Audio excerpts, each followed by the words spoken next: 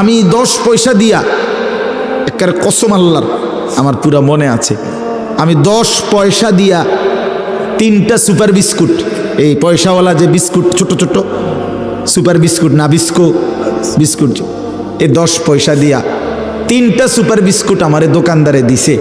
আমি ওই 3টা বিস্কুট পানি ভিজাইয়া খাইয়া এরপরে পড়তে গেছি। তো সেই অভাবের সংসারে বাপ আমগরে বড় করছে। আজ যখন আমরা 5 ভাই, আমাদের আলাদা বাড়ি আছে, ঘর আছে, আজ অনেক টাকা আছে, অনেক টাকা। আজ যদি বাপ থাকতো তো 10টা মুরগি যদি একলগে জবাই করে পারতাম, খাওয়াইতাম, কোনো অসুবিধা হইতো না আমার। আজ তো আমার সব আছে, আজ তো আমার অনেক টাকা আছে বাপ, কিন্তু আমার বাপ তো নাই। বাপ আমার 2015 সালে কবরে চলে গেছে।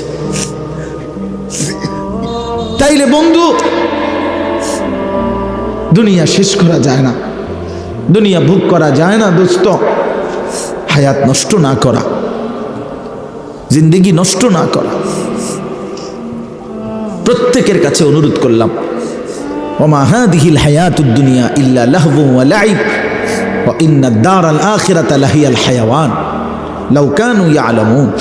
আল্লাহ বলে, বান্দা শোনো, দুনিয়ার জীবন শুধুই তামাশা, শুধুই খেলাধুলা। ওয়া ইন্নাদ দারাল আখিরাতা লাহিয়াল হায়াওয়ান, আখিরাতের ঘর, জান্নাতের ঘর বান্দা, সেটাই কেবল জীবন, সেটাই কেবল বেঁচে থাকা। লাউ কানু ইয়ালামুন, যদি তুমি বুঝতে, যদি বুঝতে। ছেলেরা, হায়াত নষ্ট করে দিও না বাপ। কাজে লাগাইলেও যৌবন শেষ হয়ে যাবে, কাজে না লাগাইলেও যৌবন শেষ হয়ে যায়।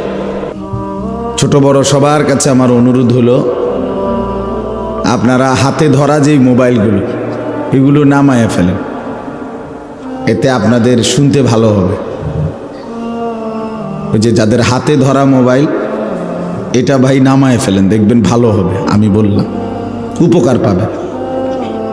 হাতে ধরে মোবাইল, এক মাসে মনে করেন একজন, এটা স্বাভাবিক হিসাব যে আমি 10টা ওয়াজ শুনছি, আপনারা কেউ মনে করেন, তাহলে কমপক্ষে যদি 3 জন বক্তা ওয়াজ করে থাকে, তাহলে 10টা ওয়াজে 30 জন বক্তা, ঠিক না? তাহলে বক্তা তো বদলাইলো 30 জন, আমনে বদলাইছেন কদ্দুর, এটা কোন? তাইলে আপনার বিড়িখানা ছাড়বেন কোন বছর? চাচা বলেন না, আপনারে ধরেন না, আরো কোন হুজুর আইনা কইলে আপনি বুঝবেন যে এটা গুনাহ? বলেন।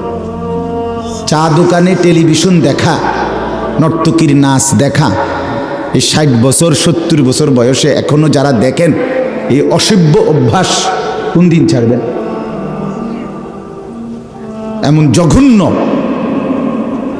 এমন অসভ্য মানসিকতা, এমন বেহায়া নির্লজ্জ মানুষ, এতটা বয়স, 60 বছর, 60 বছরে কত রাত, কত দিন, কত আলো, কত অন্ধকার, কত রোদ বৃষ্টি দেখলেন, কত মানুষের জানাজা পড়লেন, কত লাশ দাফন করলেন, কত অ্যাক্সিডেন্ট দেখলেন, কত বিপদ দেখলেন।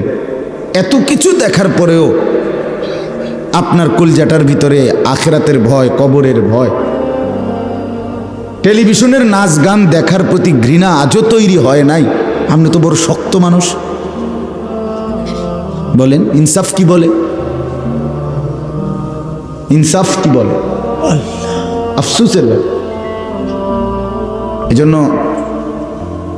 আমি বদলাবো কোন দিন, সেটা তো দেখার কথা। 20 বছর ধরে, 20 বছর ধরে যার ঘরে রঙিন টেলিভিশন চলতেছে, বউ বাচ্চা ছেলে মেয়ে প্রতিদিন নাচ গান নাটক সিনেমা দেখে বাপ, আপনি চাচা বাবা অভিভাবক, আপনারা আল্লাহর দোহাই দিয়া বলেন, আর কত বছর পরে আপনার মনে পড়বে, বুঝবেন যে এটা গুনাহ? বলেন, মানে আর কি দিয়া বললে? আল্লাহর কোরআন থেকে বলা হয়েছে, রাসূলুল্লাহ সাল্লাল্লাহু আলাইহি সাল্লামের হাদিস থেকে বলা হইল, এত উলামায়ে কেরাম বলল, এরপরে আর কি বললে, কোনখান থেকে বললে আপনি বুঝবেন এটা গুনাহ? ইস্তাফতি কলবাক, এই আল্লাহর বান্দা নিজের দিলকে প্রশ্ন করে, বলেন। কেউ কাউরে কিছু বললেন না, আমারটাই শুনেন, শুধু নিজেরা মন্তব্য করেন না। এটা ইনসাফের সাথে বলে। যুবক ভাই তোমরা যারা আছো, খোদার 365 দিন, এক বছর, যার কপালে কোনোদিন ফজরের নামাজের সেজদা নাই, কোনোদিন ফজরের নামাজ পড়লা না, তুমি জানো না ফজরের নামাজের ওয়াক্ত হয় কখন, তুমি জানো আর মুসলমান হবে কোন দিন?